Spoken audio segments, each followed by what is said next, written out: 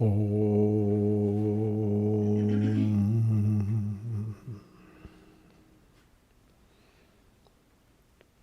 upright.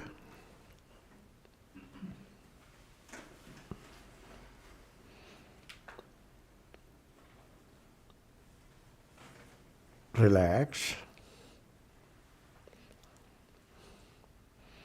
Learn to relax.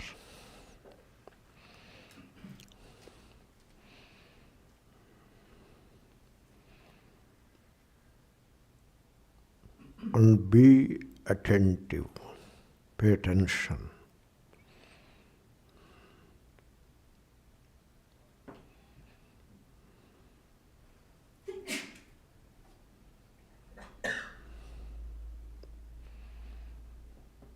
Did you notice the mind? What is it doing most of the time?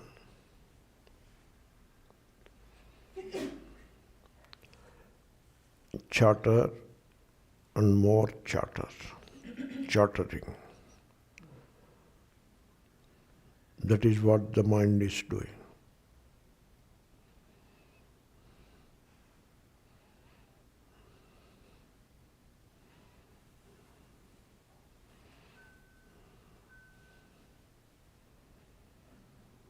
That is how a lot of subtle energy is lost in this constant chatter.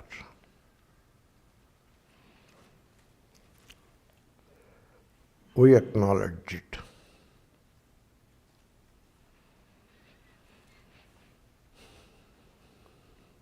We do not justify it, saying that in the world we have to live, therefore mind has to chatter, etc.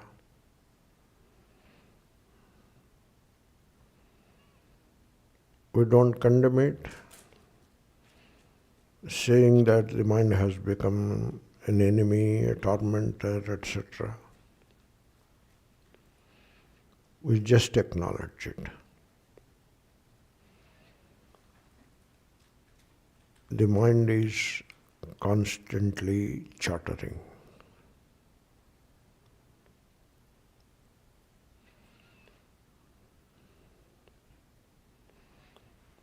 That is an important step forward, that acknowledgement.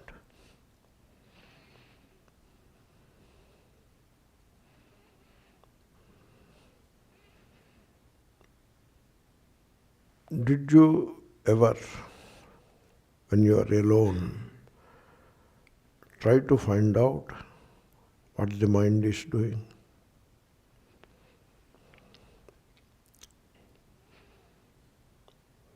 Please try it. When you are alone, you check what the mind is doing. What is it that it is thinking about?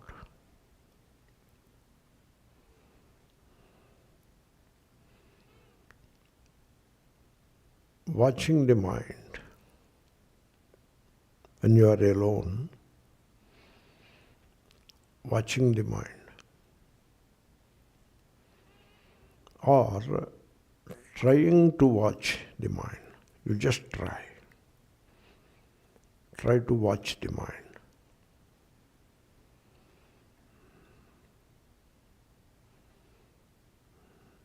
And if you fail, try again.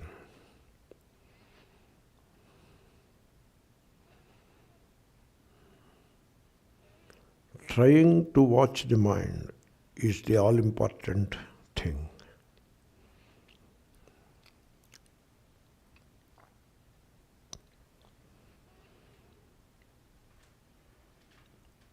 Watching the mind is fun game. It is not a struggle. Controlling the mind is a struggle. We are not controlling the mind. We don't have any particular agenda for the mind. We are just watching the mind in order to understand the mind. That is very fun game, very amusing it is.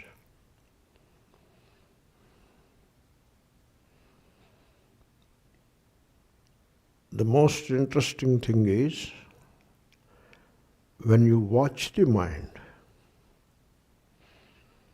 or even when you try to watch the mind,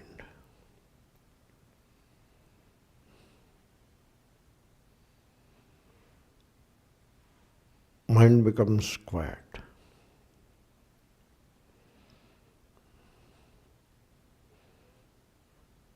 That is an interesting observation,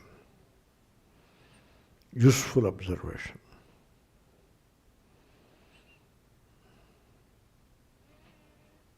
That also tells something about the power of watching.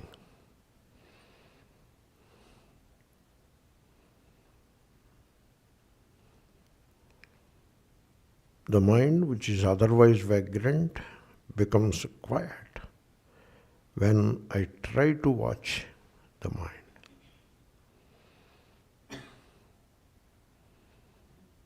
That is power.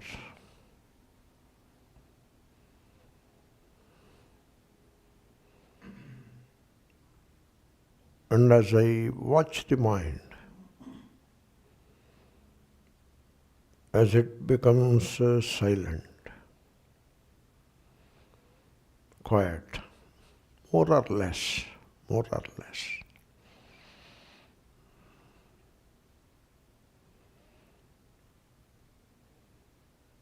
is left?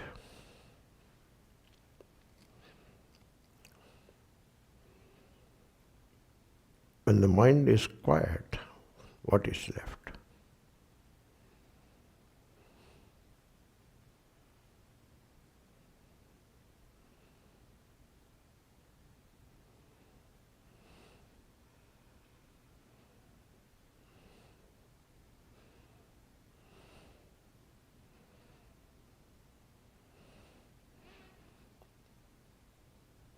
Don't try to say nothing is left.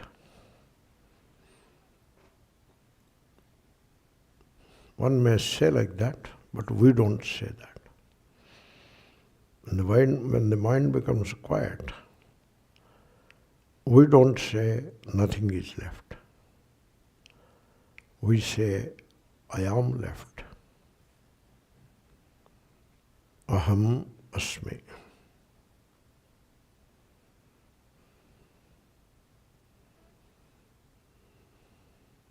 That aham,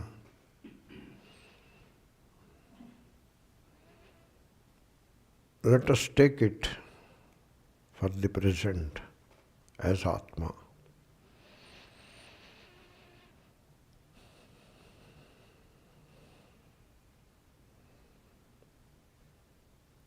Therefore, as I identify with the mind,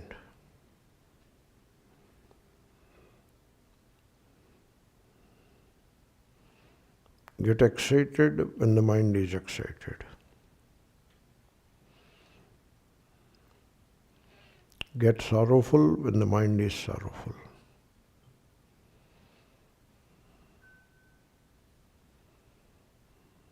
That is bondage.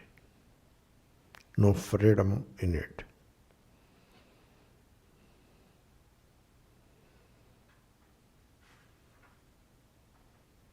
And I remain ignorant of the Atma.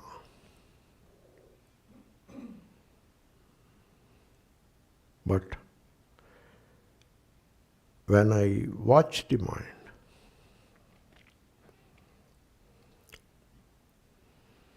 or even try to watch the mind,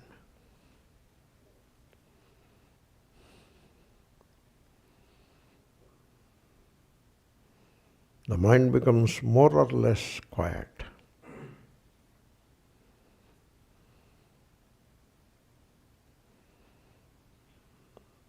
And then leave it quiet.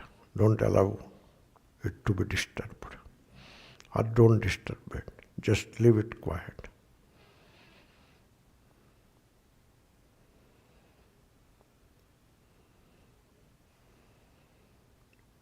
Then I have entered into a higher dimension of witnessing awareness.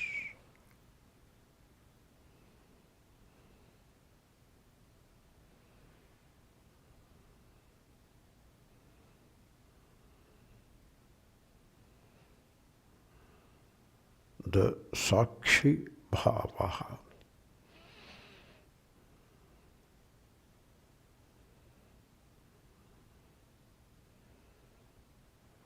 And as the witness, I am not bound. Boundless I am.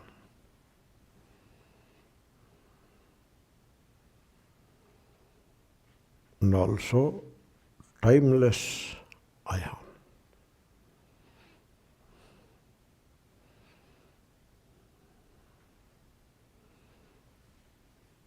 As the mind becomes quiet, I enter into the timeless dimension of the witness.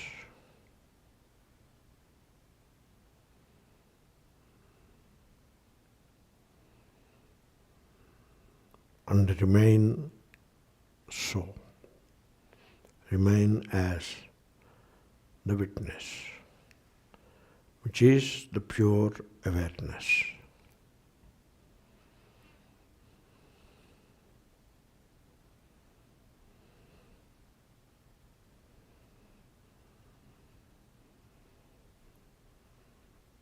That is Atma Nishtha.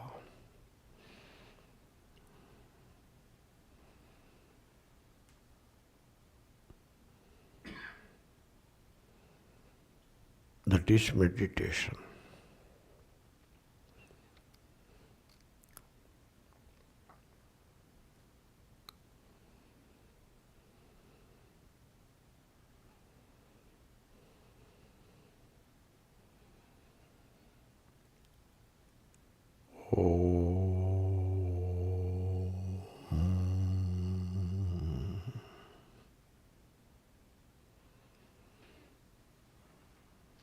Relax.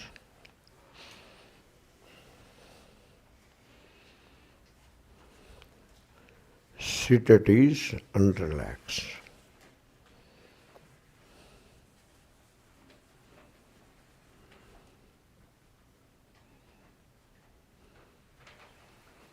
And open the eyes slowly.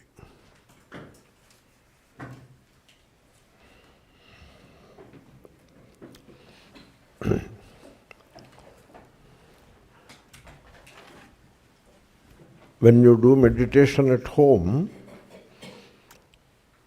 you may begin as Om and you may end as Om, and you may say the Om loud. You may not say it here loud, but at home you may say loud. Loud means not shouting, just loud, okay? When you do that, you may get a doubt. It sounds like a dog or a cat. It may, not necessary, but sometimes it may, it is like a dog making some noise, or a cat. Nothing wrong in it. It is accepted. In fact, in Samaveda, there is one way of chanting the Sama, and it is called Shunaka Sama. And the Maharshi who popularized that Sama is called Shaunaka Maharshi. And we have Rishi Shunak also. Therefore, if it sounds like the barking of a dog, no harm in it, nothing wrong in it. You don't feel bad about it. You feel good about it, good. Because that is how it sounds. Om Shri Gurubhyo Namaha Harihi Om Shrutismriti Puranana Malayam Karunalayam Namami amanastvānna me duḥkharāgadveṣabhayādayaḥ aprāṇo hyamanāḥ śubhra ityādi śrutiśāsanāt. So aham śubhra, I am pure. Pure means the impurities are not there. That is what is called pure. Pure is not a special quality. Like water is pure. It means what? Water doesn't acquire any special quality. Water is water. Pure means only the absence of impurities. That is what we call pure. Similarly, I am pure means the impurities that are part and parcel of the movement of mind, they are not there. That's it. Because I am not the mind. Amanastvād. I am not the mind. I am the one who is aware of the mind, or who is the witness of the mind. I am not the mind. Therefore, the impurities of raga and dvesha are not present in myself. They are not in myself. They may happen, but they do not happen to myself. So that is one understanding. And then, based on that understanding, you take it forward and understand what is raga. You will get rid of raga. That is the power of understanding. So, what is raga? Raga is what we call attachment. What is attachment? So, attachment to a thing, to a physical object, or attachment to a person. That is what it is. Attached to the money, and then gold, etc. And so many other things. People are attached.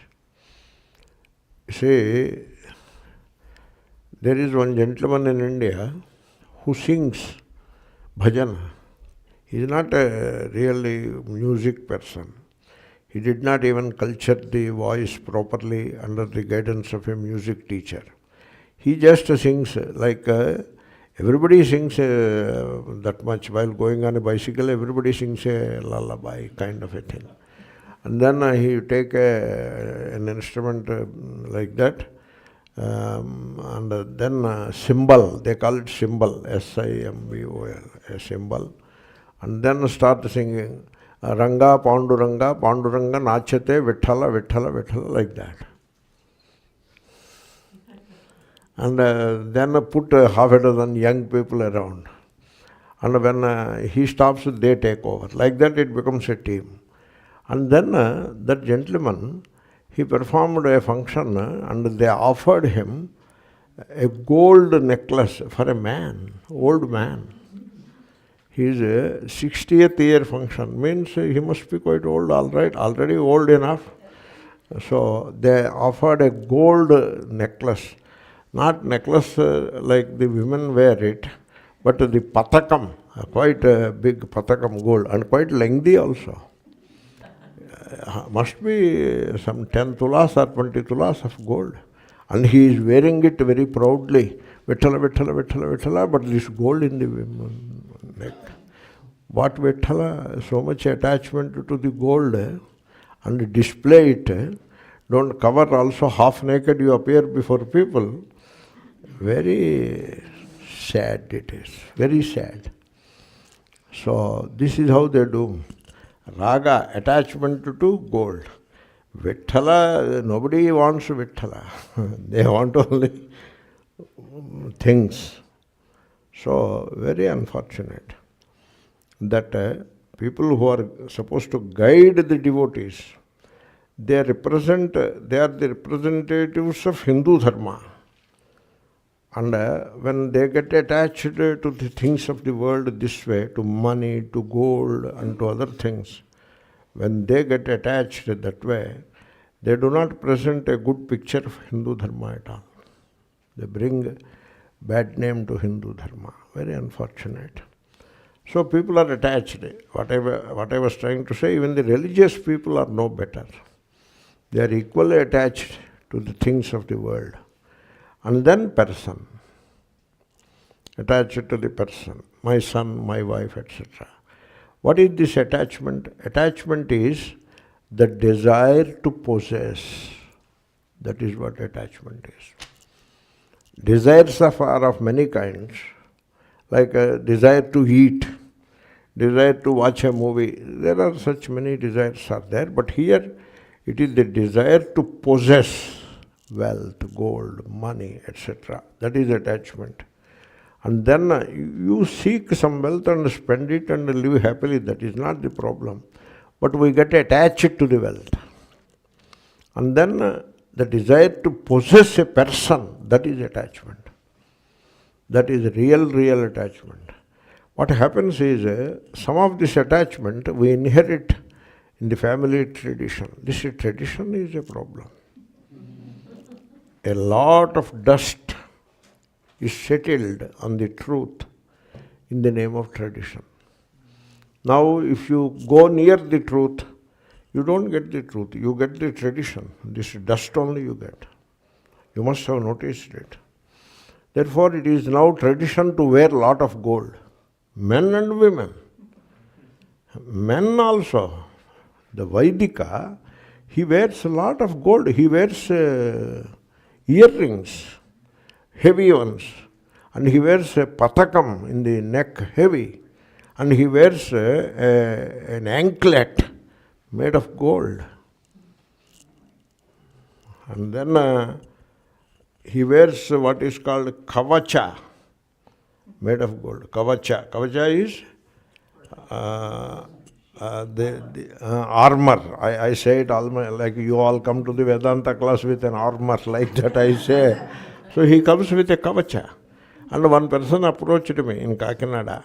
I'm in the process of getting kavacha, gold kavacha. Please donate some money to me. Somebody told him, this Swami goes to America, so he must be having dollars, and so that will convert it into rupees, good amount. Therefore, you grab something from him. So he came to me, and I was willing to give also, because what the people think, there is some truth in it, and so I was willing to give. But that's why he came. Somebody told him, he may give, you go. But then when he told the kavacha thing, I said, why do you need kavacha? You don't need any kavacha. Even silver also you don't need. Copper also you don't need. Much less gold. Then he tells me, no, the mantra says, Namo bilmine cha kavachine cha. I know the mantra, but that is not about you. You go home. And I gave him some dakshina and sent him. No kavacha. So even men are attached to gold. So what is the attachment? The desire to possess. That is attachment. You extend it, you keep it, you start with the physical objects. That is corrupt enough. Then you extend it to living people. Like get married and now you want to possess the woman. So she knows it, but she seems to oblige. It appears that she is obliging. The woman has a lot of endurance, which men do not have. And hence the woman endures this person's nuisance and stupidity. She knows it well. She knows very well, but endures. That is tradition also, family tradition. Therefore she endures. But one day she will get at him. It is going to happen. There is victory in her defeat. She apparently is defeated, but there is victory in that defeat. She is apparently quiet, but there is aggression in that quietude. He will come to know it later. This is, I will be doing this, it's okay. As long as it doesn't touch, it's okay. We'll see. Therefore, this is how we desire to possess the person in the name of marriage. This is Indian tradition. Then it becomes the other way. The lady wants to possess the husband. You know, I used to say, the lady carries a mirror in her bag, in her vanity bag. You know, the name to the bag? Vanity bag. Not a very nice name. So in that bag she keeps a mirror. Why mirror? To look at the face occasionally, right? The husband is also another mirror moving around. So she looks at him, it's as if she is looking at her face in the mirror. She looks at him, okay, he is my husband. So she feels comfortable. Like, you see the mirror face, okay, good. Put the mirror back. Similarly, look at the husband, good, he is around, good. So, so the lady also tries to possess eventually. The way of possessing is somewhat different, but still they possess. They possess a person. Then they give birth to children. They possess the children. The children, they don't love the children because they cannot love. The attachment comes in the way. Love is Atma and attachment is Manaha. And Manaha becomes a thick screen.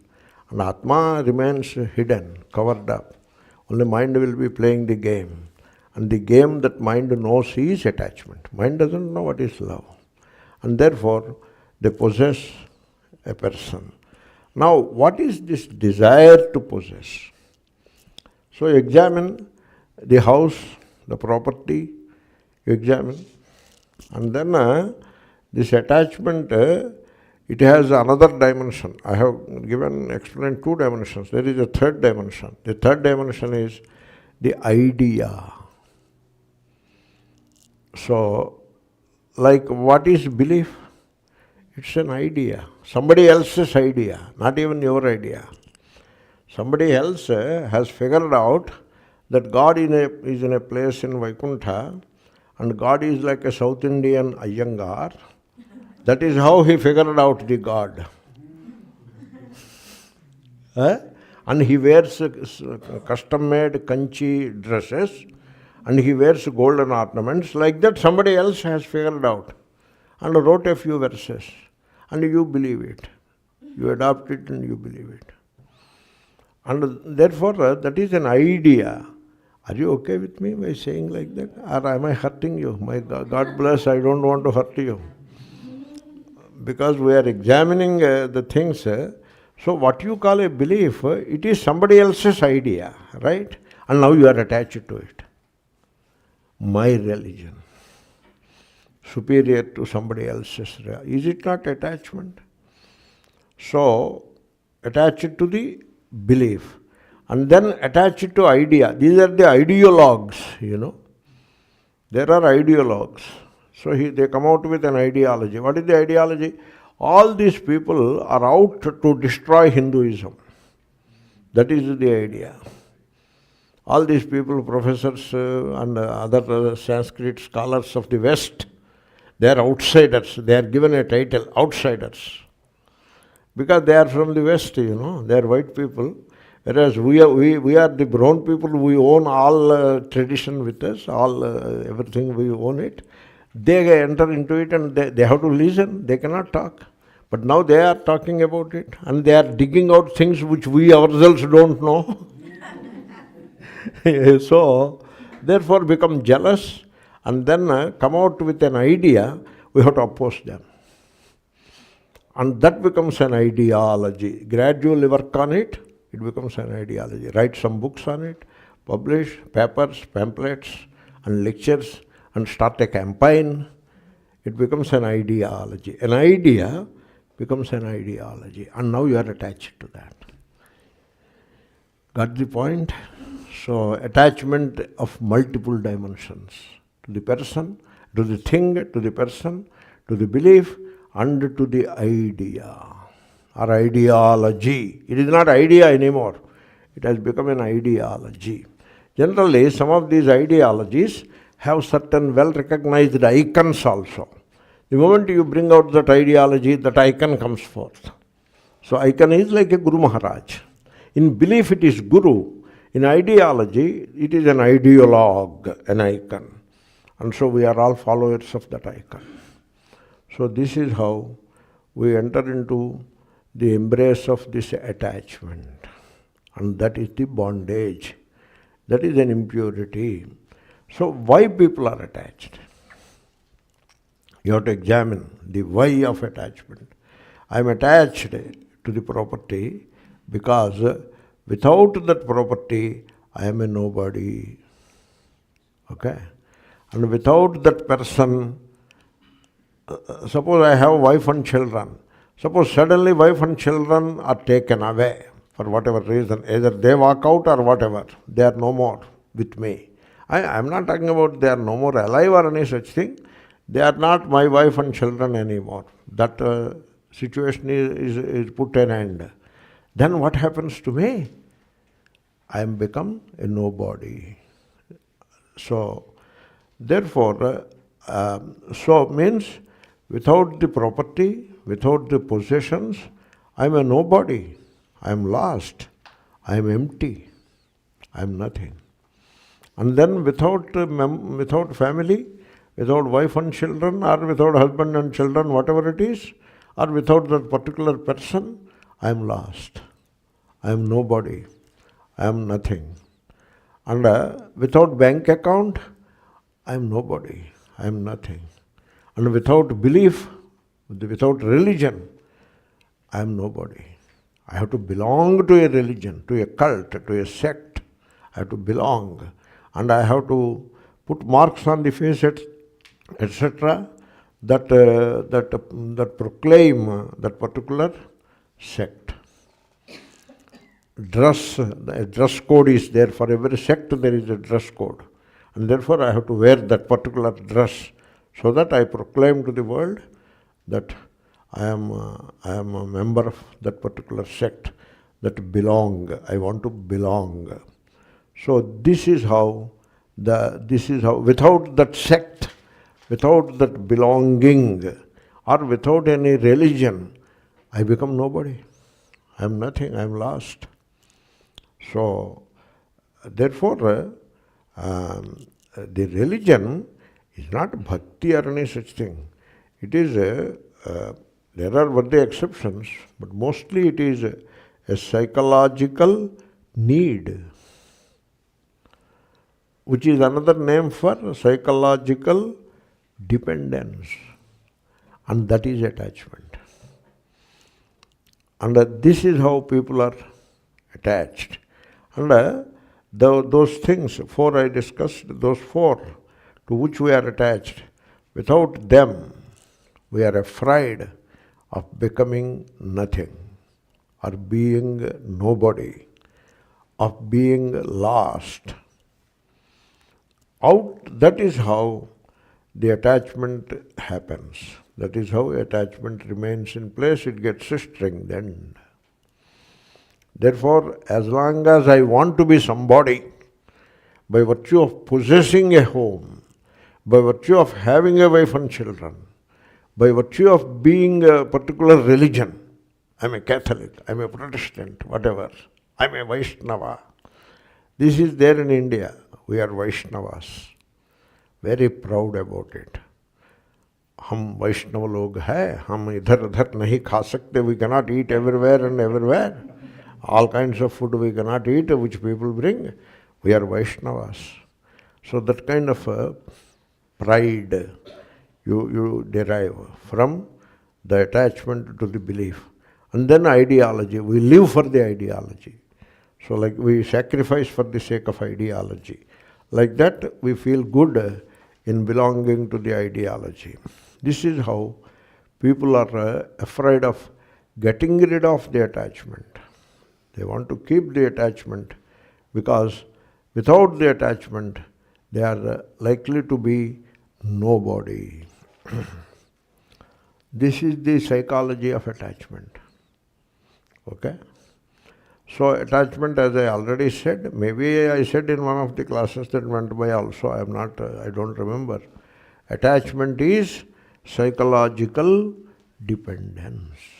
And we are psychologically dependent people. We depend upon, I'm repeating, we depend upon physical things, we depend upon the relations, we depend upon the belief systems, and we depend upon the ideologies. Not all are dependent upon ideology, but the first three, almost everybody depends psychologically. This is the dynamic of attachment. This dynamic is entirely in the mind. And Atma, the pure, the witnessing awareness, has nothing to do with this movement. This is a movement. Attachment is a movement in the consciousness. In the waking consciousness, it's a movement. And that movement, we live with that movement. We wake up until we fall asleep again in the night. During the entire daytime, which is the time for waking consciousness, in that we live with that movement in the consciousness. This is how we live attached. And attachment breeds fear.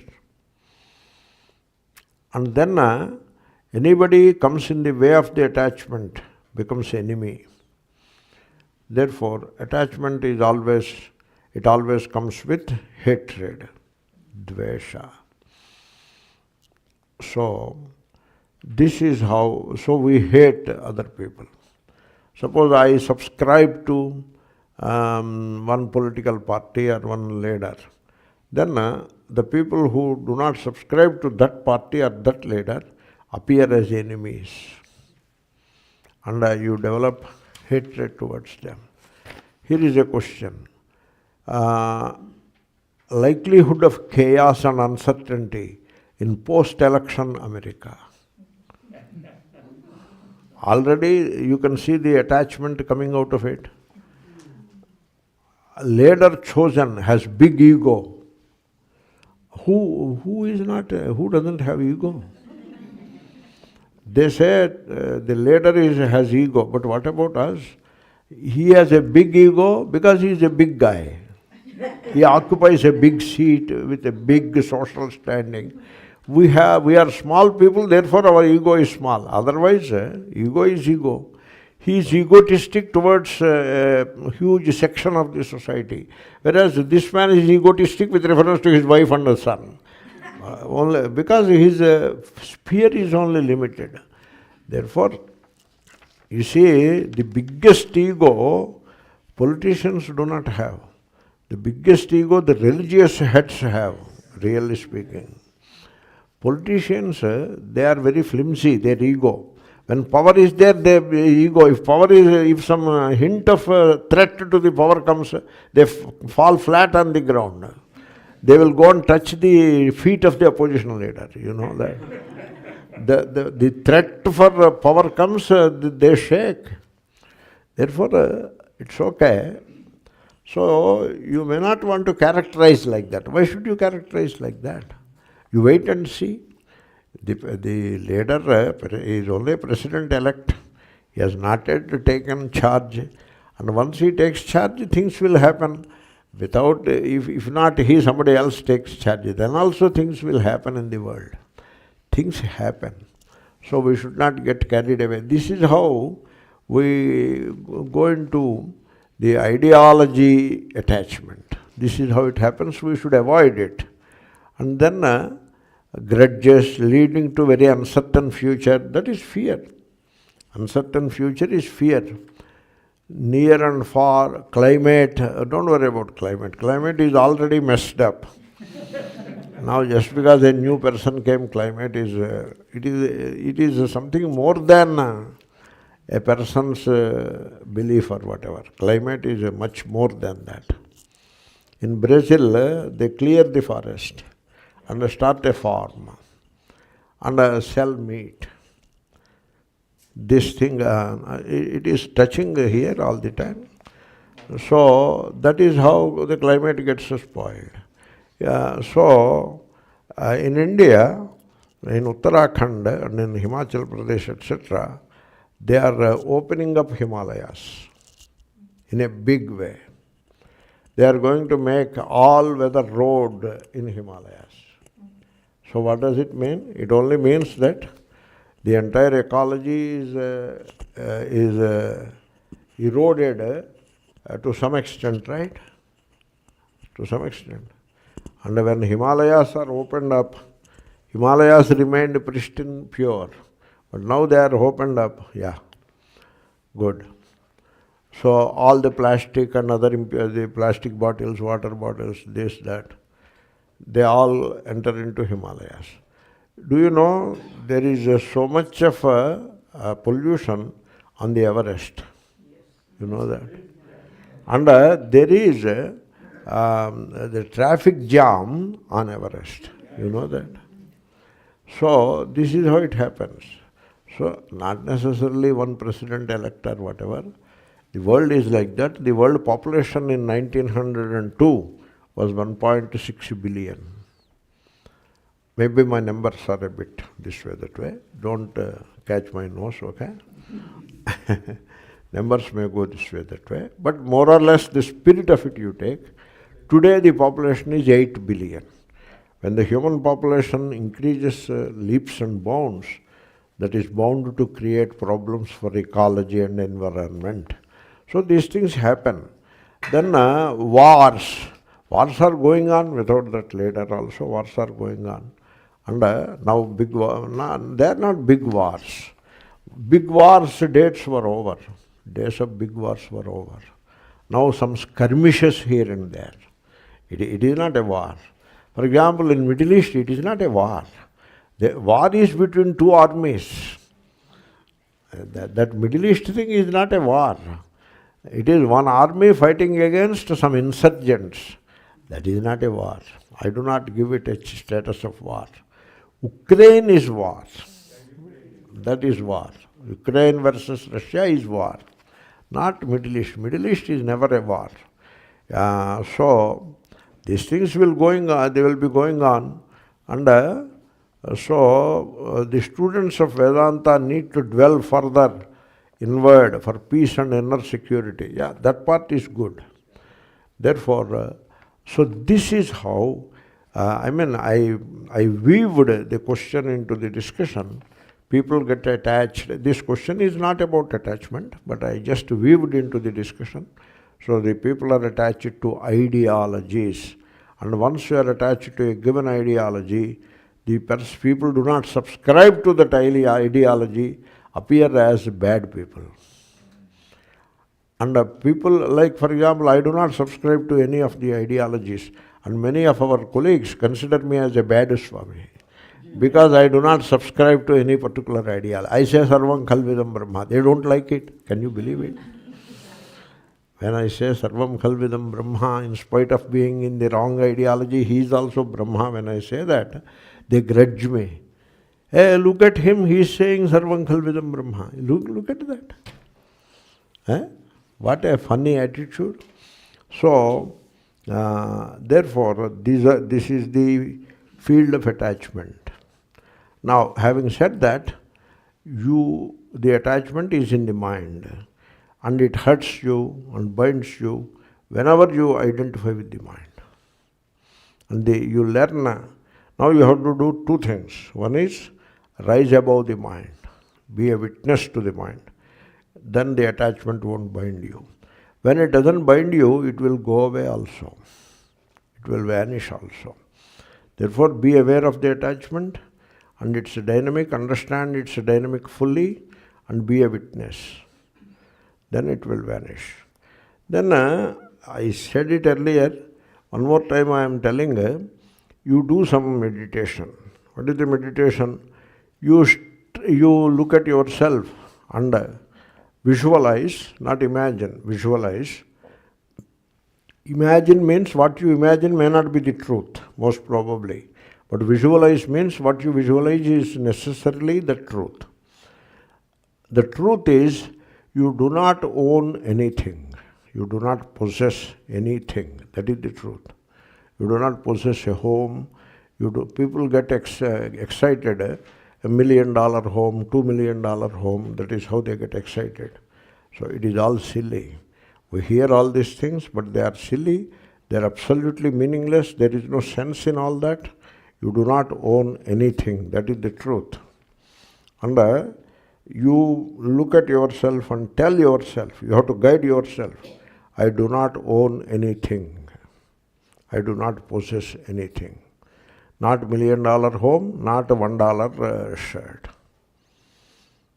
Okay? I come naked into this world and leave naked this world. That is how it happens. And so I do not own any property. I do not own any house. And then I do not own any degrees and titles. They are not part and parcel of the Atma. No degrees, no titles, no power, no position, none of it is true. I do not really get, I am not really connected to any of those things. Okay? Then a wife and children. So I do not possess any of that. I do not have any person that I have to believe as wife or husband or etc. And same thing with children. Children are grown up and they have gone they have gone their way. Like the birds, once the child is grown up, the kitten grows up and flies away. The mother bird won't allow it to come back. You go and make your own food. It won't offer its food to the child. So only humans have that weakness, and among the humans also, the Americans do not have much of that weakness. Only the Indians have that weakness. And among Indians, the NRIs have more of that weakness. So you look at yourself and come out of that. You just visualize yourself. Wife, children, what do you mean? So suppose I am none of that. I am not husband, I am not father, I am not son, I am not brother, I am not sister, I am not wife, I am none of those things. I am not connected to or related to anybody else. You visualize yourself like that. Then what happens is you feel an extraordinary emptiness within. Are you following? This I said earlier. So you understand, I simply do not possess anything. Very simple. I do not possess anything. I am not connected to anyone. I am all alone. I am all alone. And that makes one feel very empty, extraordinarily empty within. Even to think of it, one is afraid. One is afraid, even to think of it. You see, I come across a gentleman, I know him even today. He was practicing one thing. The practice is, he goes to the marketplace without his purse. Without one paisa in his pocket, he goes to the marketplace. And then he goes to the next town without his purse. And so now you experience that state of consciousness in which you know that you do not own anything. And he practices it. And he tells that gives him a kind of a freedom. So you need not do like that physically. That is physically doing. You need not do it physically, but in your visualization, you look at yourself that way. Simply not possessing anything. And are not related to anyone. Simply. You need not tell them. You can do this exercise within yourself. Then you experience an enormous sense of emptiness, extraordinary emptiness, a sense of being lost, a sense of loneliness, if you will. You feel that. And you stay with it. Don't run away from it. How do you run away? Nothing to worry, I possess a lot.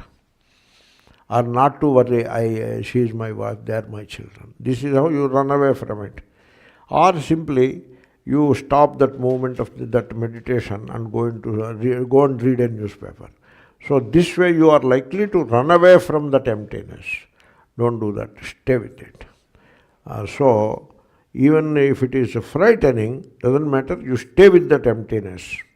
And so then you discover a beauty, a richness in that emptiness. You discover a blessing. People talk of a blessing of God, this and that, grace, blessing. They tell all kinds of things, which are entirely belief, nothing more. How do you know grace is coming this way or that way? We don't know. In fact, what we are seeking may not be worth getting any grace also, quite often. So anyway, that's a different topic. So when you stay with that emptiness, and when you abide in that loneliness or emptiness without running away, then you discover a blessing in that emptiness. And you cannot understand that blessing as long as you believe that you possess this, you possess that, you are related to that person, you are related to this person. As long as you do that, you cannot understand the beauty of that emptiness. You are following? This is how the rishis were advising, you live the life of a vanaprastha, don't hang on with the next generation.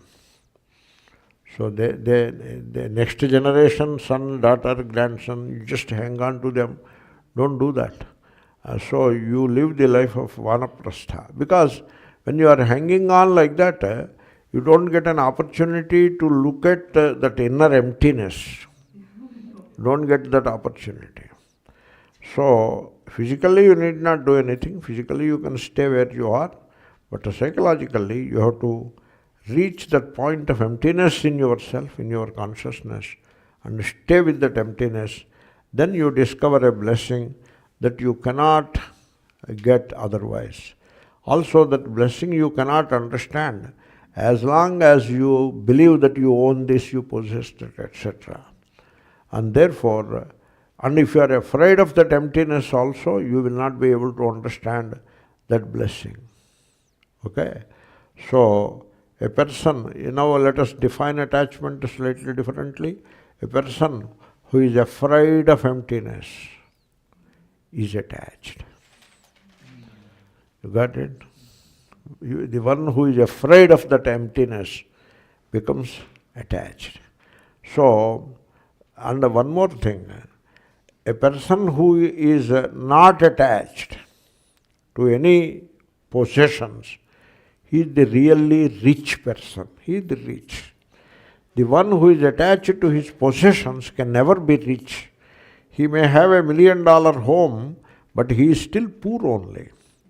Because the home prices go up or come down, he will be becoming rich and poor alternately. So therefore, in possessing you can never be rich. In simply not possessing anything, you discover a richness in yourself. Similarly, in attachment, you don't understand what is love. In simply being not attached, you understand the true love which you can give to others. Therefore, this is the topic of attachment. And then there is the topic of hatred, which is similar to attachment only. So, generally, when you understand attachment and become free from it, even to a small extent, then the problem of hatred will vanish by itself. It won't linger. Because hatred comes from attachment only.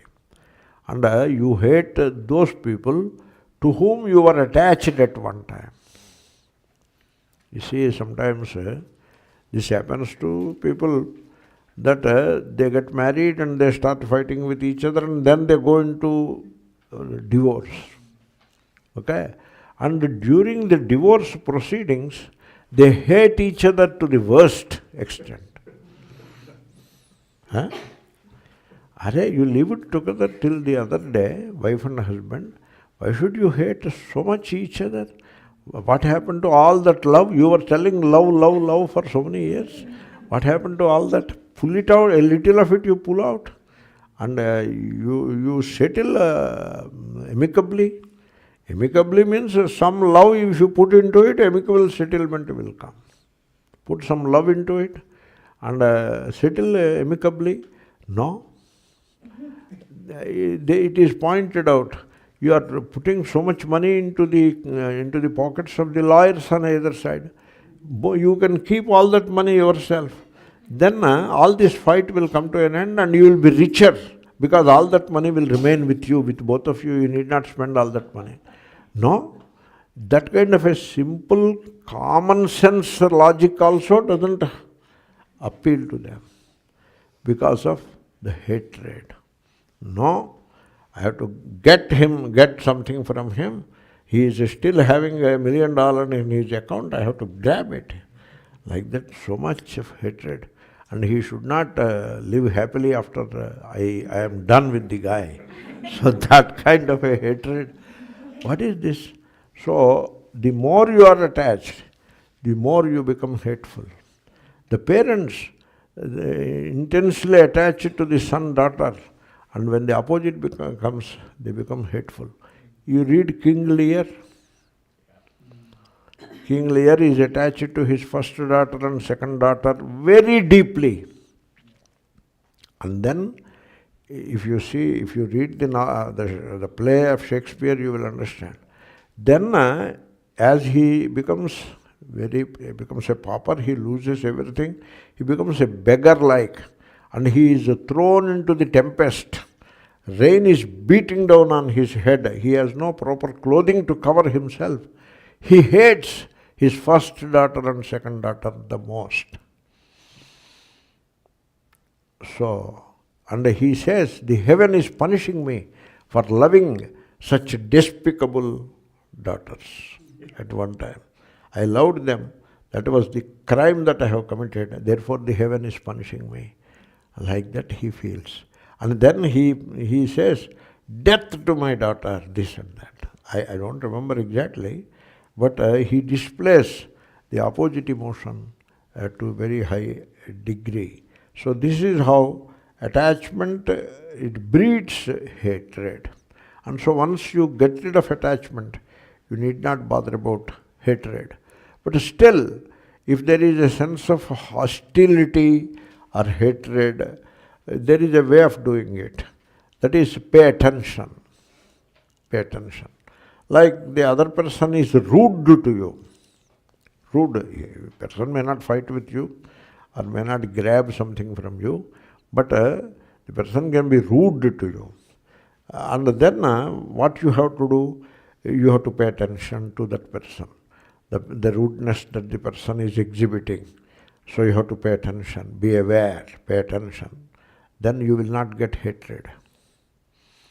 Of course, that doesn't mean you go and embrace the person. You cannot embrace a rude person. How can you do that? Not only that, you move away from the person. You don't want to go near the person because the person is rude. And sometimes almost to the point of insulting. So how can you go near the person? But still, to safeguard yourself from hatred, the advice is be attentive towards that person and the person's misbehavior and the rudeness. Be attentive, pay attention. What is it? You try, it may sound a bit unbelievable or a bit out of the normal, but you believe me, you practice it. The secret is, when you pay attention, there is no ego. And it is always the ego which is hurt. One Mahatma was asked, why Bhagavan created ego? The Mahatma said, some element you need to get insulted and hurt. That's why Bhagavan created ego. So now who gets insulted? Ego. Who gets hurt? Ego. Because the body doesn't get hurt, Atma doesn't get hurt. You need an entity in between, which is, as on and off, it gets hurt and insulted. So you need an entity in this samsara. And therefore Bhagavan created ego. That is the answer given. Therefore, if you are attentive, there is no ego. And therefore you do not experience hurt. But if you are not attentive, then ego will be there. And ego gets hurt. Badly hurt. That too, the person whom you loved and you were kind and nice, that person behaves rudely, that makes you more hurt. If you are not attentive. Therefore, attention to the misbehavior. Like, suppose your grown-up son is misbehaving, suppose. It happens all the time. Because there is a gap of generation, Generational gulf is there. And therefore, he is bound to misbehave. If he behaves properly, we have to be really surprised.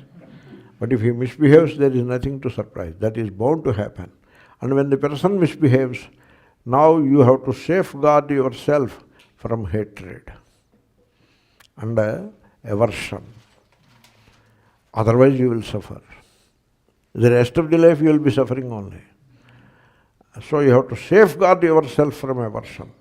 The way to do it is pay attention to the person's misbehavior. He may not be around, doesn't matter. Pay attention to that misbehavior. Pay attention to that insensitivity. They are insensitive, young people, They have not known life yet. They become sensitive when everything is lost. That is a different matter. So, but presently insensitive. Pay attention to that insensitivity. How insensitive he is. Like, let me have a cup of McDonald's coffee. No, it's okay. What McDonald's? Here is some Sumitra coffee. Come on, you take it. Everything is coffee only. That is what the young man says. I am just giving you an example. Then you turn the corner and see there is McDonald's. The young man doesn't have patience to turn the corner and see whether there is a McDonald's around. The old man wants a McDonald's coffee, let us see whether it is available. No sensitivity. They are very insensitive. And now you get hurt. For such a simple thing you can get hurt. And that hurt will stay with you till the last breath. That is not the way to live. Pay attention to the insensitivity of the person. Pay attention to the rudeness of the guy who got your love, has the audacity to be rude to you. So pay attention to all of that. Then you will not get hurt. Very interesting. How it happens, I cannot explain more than what I have done. The secret is when you pay attention, there is no ego. That is the secret. And it is always the ego which gets hurt. And when there is no hurt, there is no hatred. So ragadvesha. Then we come to bhaya. We will come to it. But before that, ragadveṣabhayādayaḥ. Bhaya we have seen, but I want to say a few things about bhaya. So, now let me see one or two questions. These questions should not be allowed to increase in number. So, now, to expand oneself, you have to expand yourself, You have to expand yourself to become one with the whole, with the infinite. That is called aham brahmasmi. Aham brahmasmi means one has to expand one's consciousness. That is aham brahmasmi. You expand means instead of identifying with the limited, with the small, you cut off you negate that identification. That's it. That is the expansion. Expansion is not a special job. You break the boundary, you break the wall of identification. You are already expanding. Expanding in order to merge in the whole. That should be preceded by surrender, bhakti. Bhakti is the surrender. Real bhakti is surrender. So, you see, I tell you, so long as the religion, the faith, serves the ego, people don't understand this. The religious people, they fail to understand, they refuse to understand. And therefore they push the religion in a way that it serves the ego. So this is the curse of the social life. The guru, the religious head, because they don't understand these things, they don't study anything worthwhile. There is no pramāṇa buddhi on the shastra. So what they do, they push the religion like a ritual or a practice, a mantra, this or that, in order to serve the ego. So any religion which is aimed at serving the ego is perverted. It is a perverted religion. Because the goal of religion is to dismiss the ego, to negate the ego. That is the goal of religion. True religion, I am talking. But you use religion to pervert to serve the ego, then that becomes a perversion. And the religion is misdirected now and becomes useless. Such a religion doesn't help. So what happens, in India, in Andhra Pradesh, in West Godavari district, they were promoting, one group, our friends were promoting, you worship this idol, your desires will be fulfilled. You do that sacred bath, your papa will be dismissed and all your desires will be fulfilled. Like that they were promoting. Then an evangelist came. It is a West Godavari full of coconuts, So he came out with a formula, a religious formula. Here is some coconut oil, plenty available, because it's a land of coconuts. This coconut oil, it is coming from Jesus, and it will cure you all diseases, all mental problems, all family feuds. Any problem you mention, this coconut oil coming from Jesus will cure. That is the pastor or bishop, whatever. And he wears some long flowing dress and all that. And so he distributes this small. He has ordered small bottles, 100,000 of them, and had employed 2-3 servants to fill coconut oil in those bottles and put lid and label them. And he personally hands over to the devotee. And the devotees come in line. Both Hindus and Christians, both converted Christians, anyway they go. Unconverted Hindus also go. And there is a train particularly run by the railways, a passenger train, Rajamandri to Bhimavaram passenger train is run, and the train is full of people.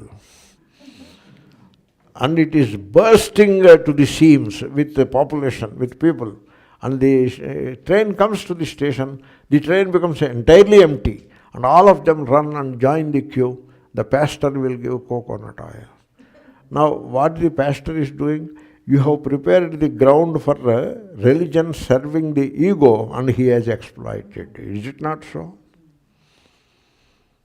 We should teach. You keep quiet, let people decide what religion they want, they will follow it. If you leave them alone, the religion they follow will be proper. But we don't leave them alone.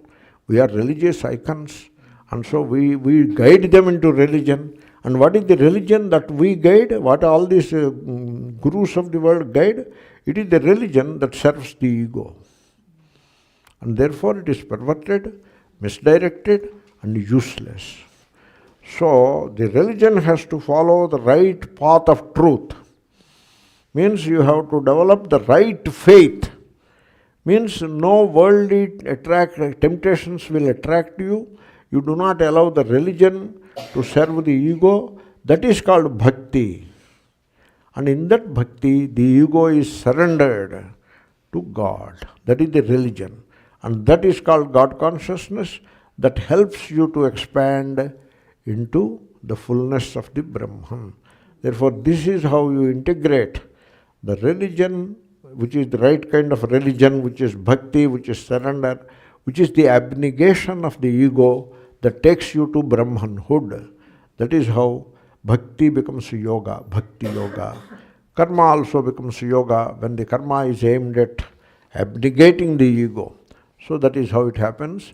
All of that is very well said. So expansion of the personal stagnating pool, we have to do that.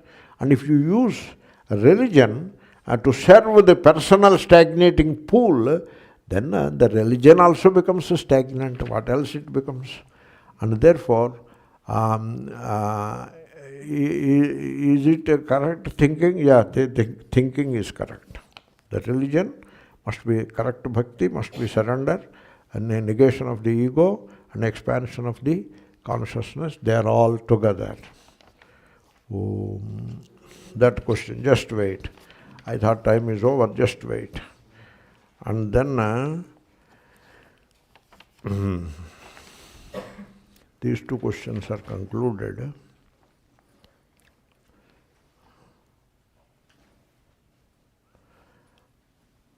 Vaidyo harihi matrudevo bhava. Yeah, all this is done. So no questions are left. Okay. New questions may be entertained. Om Purnamadaḥ Purnamidam Purnāt Purnamudachyate